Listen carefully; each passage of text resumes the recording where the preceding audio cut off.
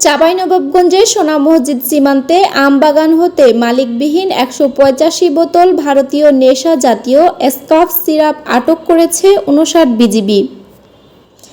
সিএটিভি নিউজে সবাইকে স্বাগত জানিয়ে সাথে আছি আমি লাবণ্য ইসলাম রানী।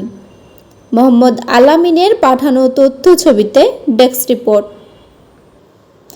নিজস্ব গোয়েন্দা তথ্যের ভিত্তিতে বৃহস্পতিবার ২১ মে আনুমানিক ২টার সময় অত্র ব্যাটালিয়ন অধীনস্থ সোনা মসজিদ বিওপি কর্মরত নায়েক মোহাম্মদ রাইহানুল হকের নেতৃত্বে একটি বিশেষ টহল দল সীমান্ত পিলার ১৮৫/১ হতে আনুমানিক ১ কিলোমিটার বাংলাদেশের অভ্যন্তরে বিওপির দায়িত্বপূর্ণ সোনা মসজিদ ভেহিক্যাল স্ক্যানার সংলগ্ন সোনাপুর ১৭ ইঞ্চি আমবাগানের মধ্যে অভিযান পরিচালনা করেন।